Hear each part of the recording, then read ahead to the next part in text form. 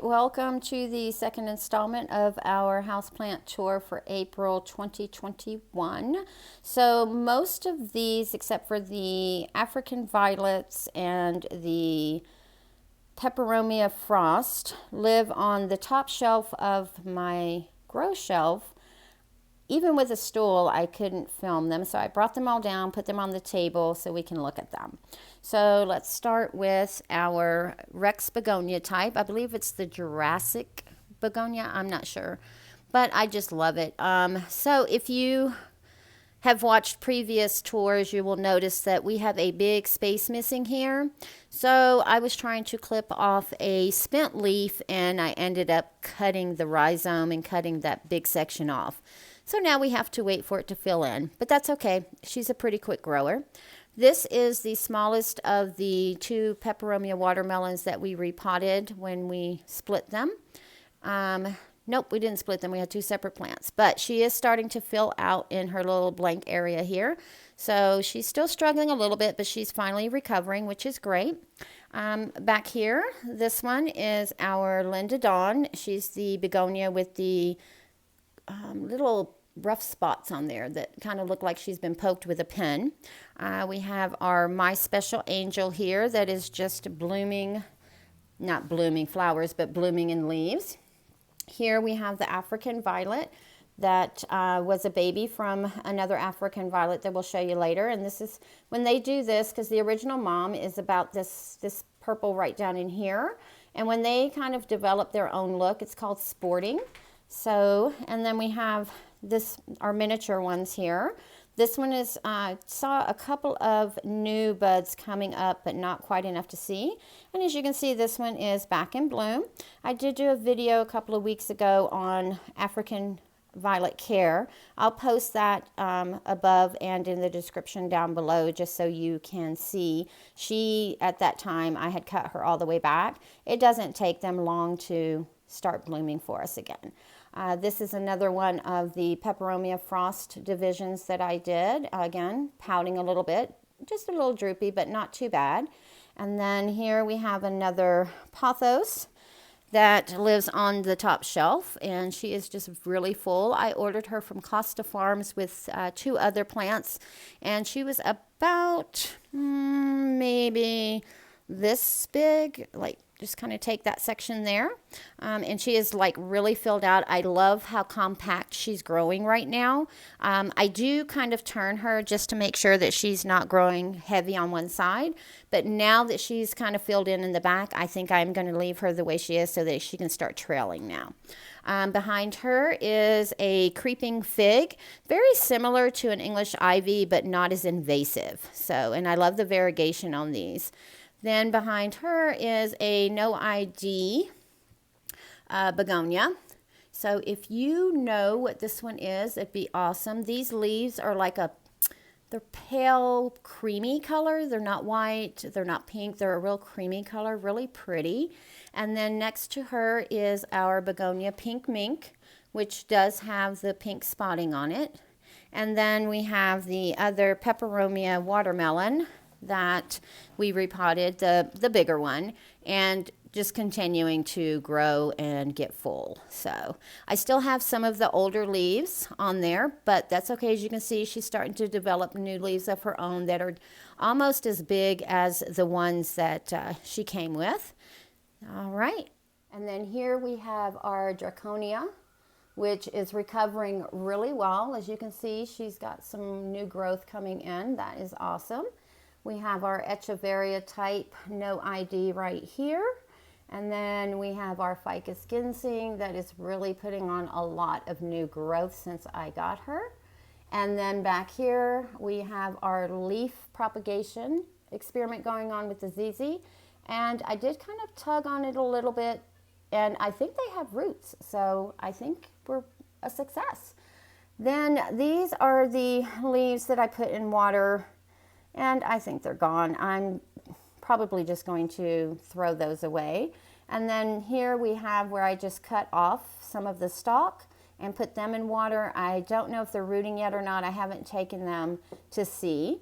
And then here is the mama plant. She is lots and lots and lots and lots of new growth. And if you look here, she's got a baby here and a baby there. And she might even have a baby in the back too.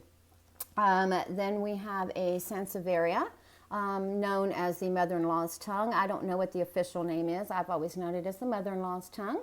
And then this is just an annual that I brought in at the end of last year just to try to grow on. And there were several, and this is the only one that survived. It's a poor looking kind of plant, but I think it's kind of cute how it just, that one little piece just kind of grows out. All right, and then right here we have another pothos, golden pothos, that again I propagated from a leaf cutting. Here we have a Sansevieria. I believe again it's the fernwood. If you know which one it is, put it in the comments below. And this one here is the Peperomia frost that is pouting the most, and that's why I have her the furthest away from the light. This is my my special angel that I propagated and got her in there. She is kind of drooping a little bit, but that's because she was in water. Now I have her in soil, and I am keeping that soil fairly moist just to acclimate her back. My one stalk of bamboo that is growing fairly well, and then we have another pothos. And this is our other soft cloud Phalaenopsis that I repotted into this basket. Again, here is the mama, and then here is baby, who I just love the way that her leaves are growing out just very, very evenly. And as you can kind of see right here, mama's starting to absorb this leaf, but that's okay. Other than that, she's not really rejected too much to that repot, which is amazing. And then over here, sorry for the swing, I have another no ID Phalaenopsis. I call her Harlequin. Again, if I can find the picture, I'll post it up top. But she's really, really pretty. And she has grown this leaf and this leaf since I cut the spike. She did have another larger leaf here that just kind of browned, which is natural, and just died off shortly after I put her in this pot. So I'm thinking maybe she just kind of rejected to the repot because she was in moss. I didn't train her, but she's doing fine now, so we'll leave her where she is. And finally, we have a Cattleya that is just not doing well at all. This is the Rhincolalia, what is this? Burton Wonder, let me get the tag.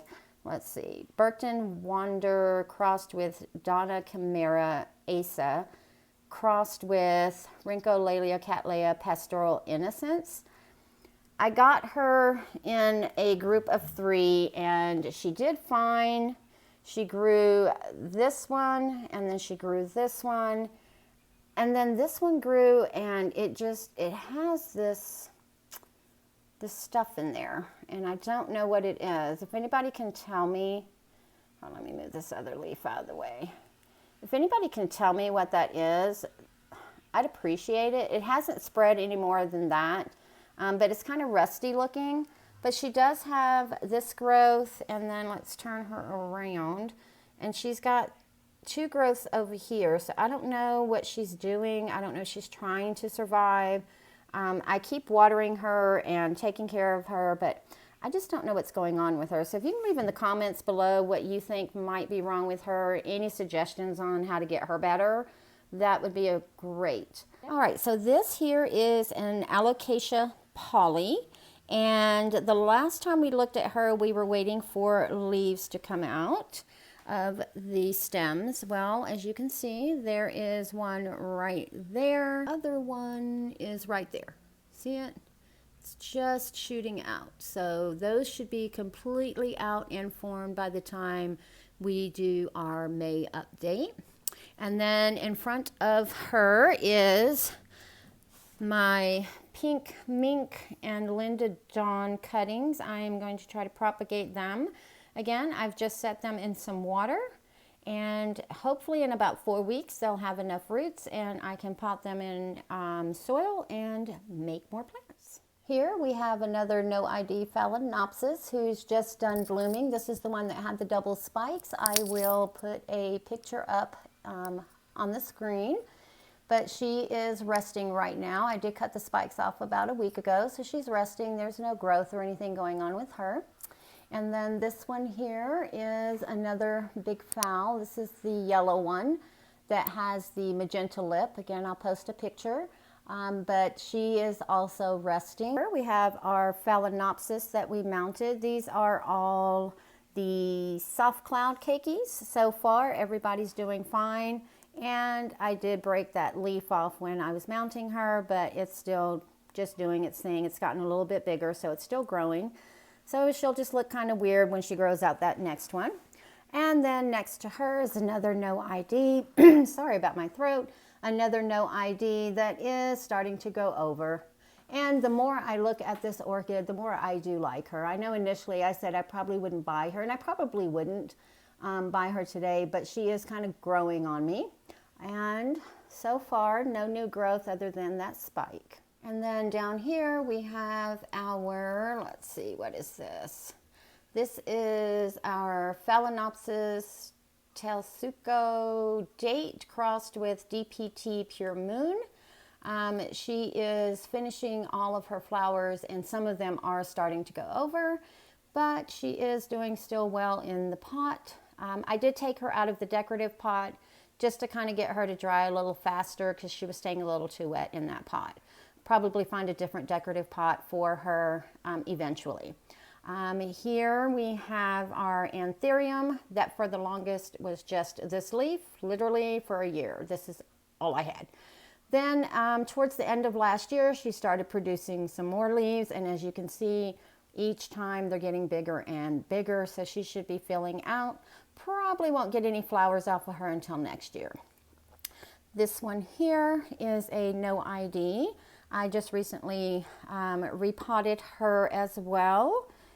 After cutting her, she has pinky peachy flowers. I will post a picture if I can find one, and I'll also post the video where I repotted her, and I believe we repotted another one, which is this one here. So this one here is the Phalaenopsis Timothy Christopher crossed with, looks like Amabilis. So when I repotted her, her roots weren't as good, and she had another leaf here, and when we took her out of the pot, and as I was removing the media, as soon as I moved the plug, this leaf broke. But as you can see, not a lot of damage in there, so I'm hoping that another leaf grows out from that. And then finally for this installment, we have our Spidery Plant. I call it a spidery plant, I'm not sure, but she's done pouting. She was pouting for a little bit. She was kind of droopy when I first put her in here, but now she's settled in. She's perked back up, and she's got a lot of new growth, and she is getting enough light because she's kept that anthocyanin along the edges of her leaves right here. It's kind of an indicator, like she's supposed to have the red on her leaves like that. So if she starts losing that, then I know she's not getting enough light. So I hope you guys enjoyed it, and if you did, go ahead and give this video a like and a thumbs up and a comment and all that good jazzy stuff, and we'll see you on the next one.